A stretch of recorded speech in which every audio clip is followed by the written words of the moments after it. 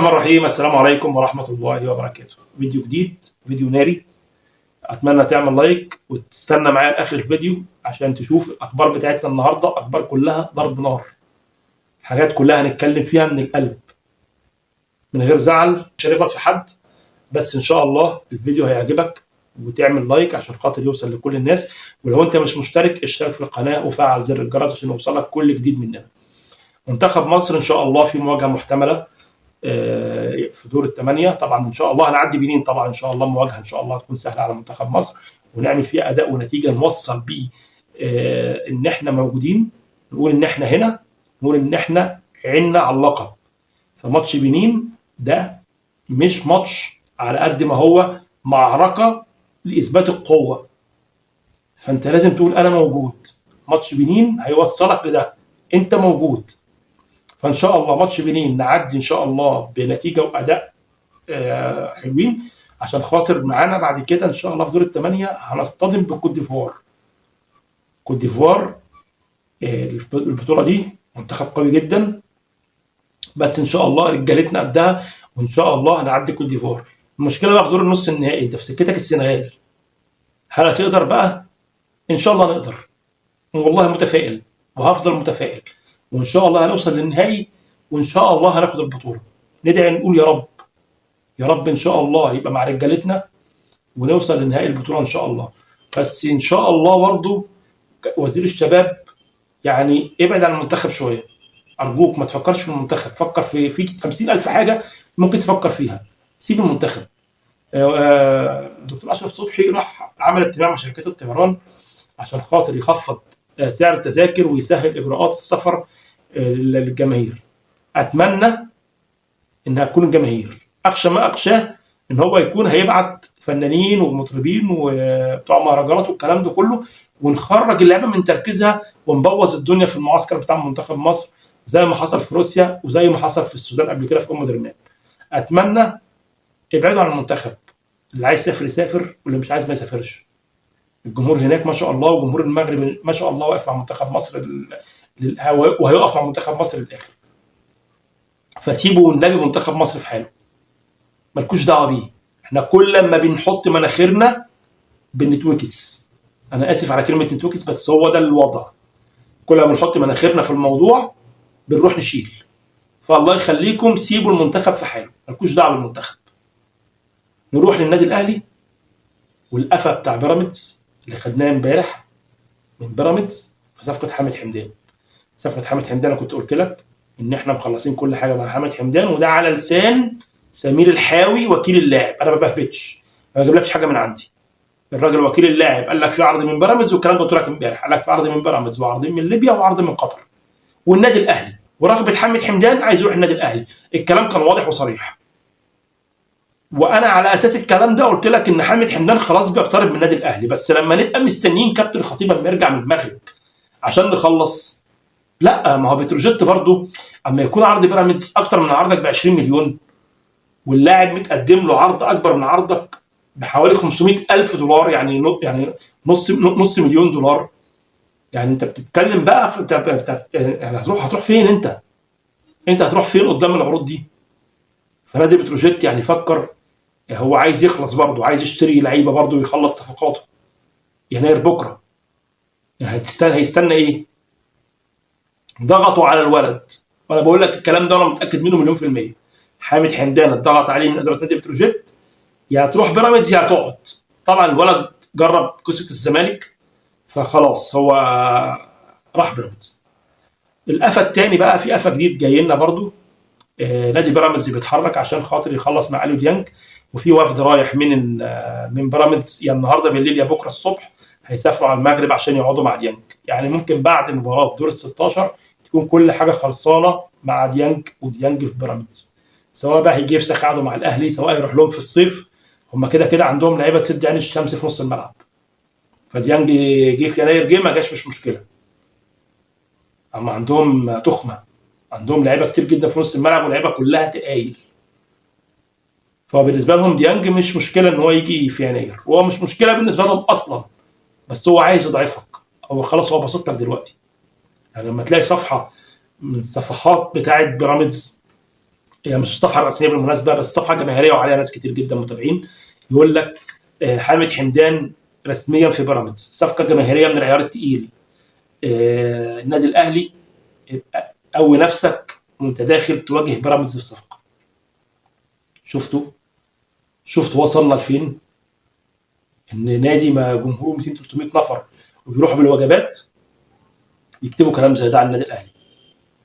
ليه؟ عشان احنا بنمتاز بالبطء الشديد. الناس زعلت، بس اهو ادي حاجه عملي حصلت اهي. انتظروا الايام الجايه برضو في الم جامد جدا من بيراميدز برضو للنادي الاهلي. بيراميدز باعت وفد المغرب عشان خاطر يخلص مع اليو ديانج، وهيخلصوا مع اليو ديانج بكره. ممكن التوقيع الرسمي يبقى بعد مباراه مالي اللي جايه مع تونس، بس خلاص بنسبه كبيره هم هيخلصوا مع ديانج، لان هو مش هيروح يقول لديانج انا عارض كذا، لا ده هو يروح يقول لديانج انت طالب ايه، قول لي طلباتك، والعقود معاهم. ما بيستنوش هم لجنه التخطيط، ما بيستنوش سكاوتنج، ما بيستنوش الكلام ده كله. نادي بيراميدز هم 2 اللي بيخلصوا، 2 ما فيش غيرهم، ممدوح عيد وعمرو بسيوني، هم دول اللي بيخلصوا بس. لا لجنه تخطيط بقى ولا لجنه سكاوتنج بقى ولا قرار يقعد يلف ويروح ويجي، لا والله ده عجبنا بكام هذا الغلام، والله هذا الغلام 200 دينار، خد يا عم 200 دينار اهم، خد يا عم 250 كمان، مش 200 بس، لا خد 250، ده هنديك عينينا. فالنادي الاهلي لازم يصحى ويبقى عارف لو عندهم المعلومه وما اتحركوش ديانج هيروح زيه زي اللي راح، ويبقى انت ما عندكش في نص الملعب غير مروان. الاعلام الاهلاوي طلع سلم تراب للجماهير وقال لك ان تراب هو اللي رفض حامد حمدان. طب تراب رفض حامد حمدان، تراب رفض ابراهيم دياباتي، تراب رفض ابو لولو، تراب رفض دوجلاس اوسو، تراب رفض الناس دي كلها، ولا ده بطء منكم؟ هنرجع نقول كان لاسارتي لاباكوجو، قال لك لاسارتي رفض لاباكوجو. موسيماني وسفيان رحيمي، قال لك موسيماني رفض سفيان رحيمي. حسام البدري كينو لايام المستشار تركي آل الشيخ لما كان بيدعم النادي الاهلي كان جايب لك كينو، برضه رفضوه عشان المرتب بتاعه، وقال لك حسام البدري رفض. لا حسام البدري رفض ولا لاسارتي رفض ولا موسيماني رفض، والناس دي كلها زهقت ومشيت، واخرهم مارسيل كولر. فالراجل ده تراب ده ليه طلبات، هتلبيها له هيشتغل، مش هتلبيها له هيبقى زيه زي اللي قبله. فاتمنى ننجز ونخلص في الصفقات ونخلص مع ديانج دلوقتي مطلب رسمي. الاداره استشعرت غضب الجمهور على السوشيال ميديا، فديانج دلوقتي مطلب رسمي مش رفاهيه. حامد حمدان لما يكون رفاهيه انك عايز تزود نص ملعبك وتقويه، انما دلوقتي ديانج مش رفاهيه، ديانج مطلب اساسي. لا مش عندك غير مروان، وما عندكش حد في الدوري المصري حتى قريب من حامد حمدان. لجنه التخطيط بتقول لك احنا عندنا كوكا واحمد رضا، لا معلش قعدوهم جنبكم في البيت، خدهم يلعبوا عندك في الجنينه، معلش دي لعيبه ما تنفعش تلعب في النادي الاهلي، او مش دي اللي تشيل النادي الاهلي. كوكا ب 4 مليون والاهلي عرض عليه 15، بيقول لك انا عايز 30 همشي، وغالبا كوكا خلاص رايح البرتغال، فخلاص الدنيا خلاص يعني ما فيش حد. فارجوكم ديانج يخلص، ان ديانج مطلب رسمي. نروح لموضوع رمضان صبحي. موضوع رمضان صبحي يعني حرام ولد زي ده لسه صغير كده مستقبله يضيع. مشوار من رمضان صبحي تقريبا، وانا اسف اني بقول الكلام دوت وزعلان والله زعلان ومحروق على رمضان صبحي. حرام ان مستقبله ينتهي، مستقبله خلاص القرار انتهى تقريبا، ان حبس سنه مع الشغل، هتطلع ناسي كل حاجه، هتطلع ناسي الكوره، وبعدين انت رمضان صبحي دخل على 30، فخلاص مشوار صبحي كده مشوار وانتهى مع كره القدم. يعني نتمنى لسه في استئناف طبعا، نتمنى ان الحكم يبقى مع ايقاف التنفيذ، او يبقى يعني حاجه كده مخففه، يبقى 2 3 شهور، هو كده قضى حوالي 1.5 شهر، فالموضوع في السكه تبقى قريبه، فالدنيا تخلص ويرجع تاني رمضان صبحي يشوف مستقبله ويشوف دنيته ويشوف حياته ويشوف مراته ويشوف ولاده. فنتمنى كل الخير يا رب لرمضان الصبحي، ما نتمناش لاي حد حاجه وحشه ابدا، حتى لو هو عمل معنا ايه. احنا في الاول وفي الاخر احنا بشر، نحب ونكره بس ما نتمناش الشر. نروح لكابتن احمد عبد الرؤوف اللي اعتذر عن اداره نادي الزمالك الفنيه للفريق الاول. و يعني احنا قلنا القعده بتاعت امبارح اللي كان فيها جون ادوارد مع مجلس الاداره، وقلنا ان هم عرضوا اقاله احمد عبد الرؤوف والراجل رفض، قال له احمد عبد الرؤوف مكمل معايا، انا عايز احمد عبد الرؤوف. فاحمد عبد الرؤوف حب يرفع الحرج فهو اعتذر. طيب مين اللي جاي؟ هو في الاول كده ماتش الاتحاد بتاع بكره هيلعب فريق 2005 بقياده كابتن تامر عبد الحميد، ومعاه كابتن حازم امام الصغير، ومعاهم المجموعه اللي باقيه في الجهاز الفني بتاع نادي الزمالك، اللي هم الاربعه البرتغاليين والثلاثه البرتغاليين اللي الموجودين دول، هم دول اللي هيكملوا المهمه مع كابتن تامر عبد الحميد.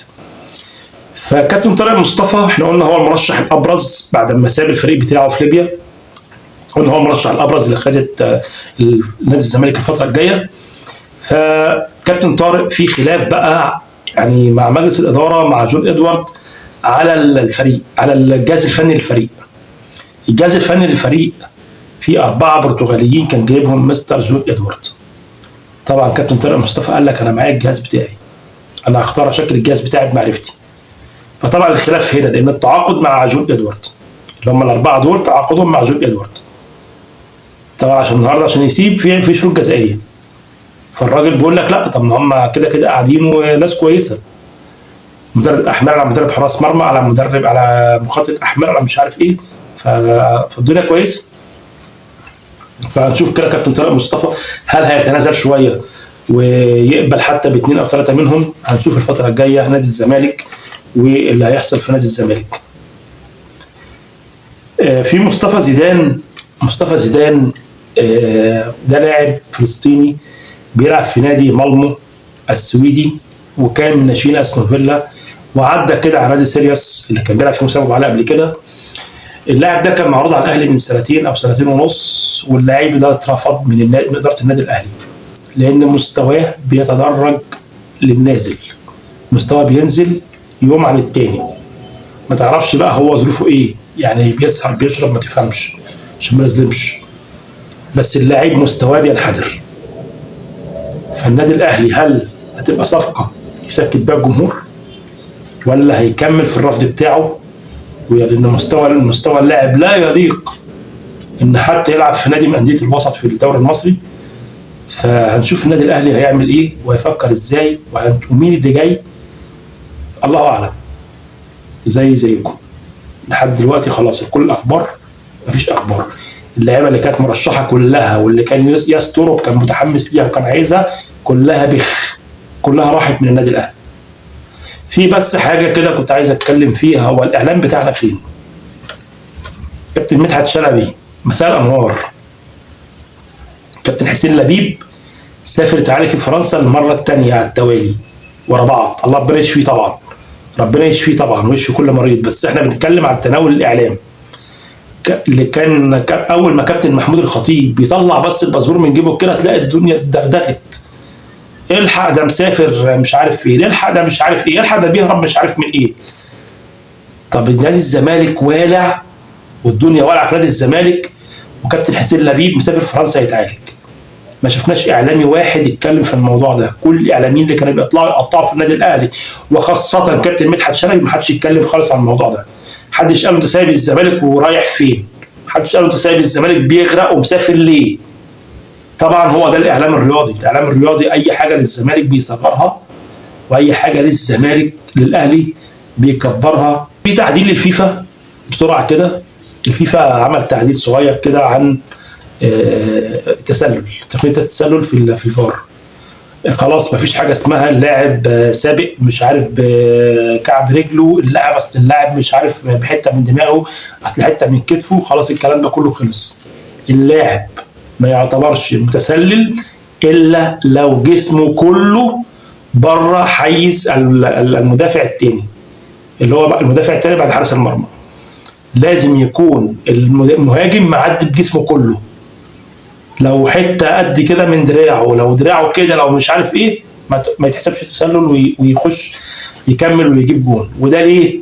الفيفا لقت ان تقنيه التسلل الجديده منعت اهداف كتير، فهم عايزين الماتشات تبقى عامره بالاهداف. اهداف كتير جدا حلوه قوي قوي بتتلغي، اهداف بتبقى ملعوبه بشكل كويس جدا بتتلغي. فهو الراجل عايز يرجع المتعه تاني لكره القدم، فهيبقى عبء على المدافعين، مصلحه للمهاجمين طبعا. اتمنى يكون الفيديو عجبك، اتمنى لو انت مش مشترك تعمل اشتراك وتفعل زر الجرس، اتمنى تعمل لايك. اشوفكم الفيديو الجاي، السلام عليكم.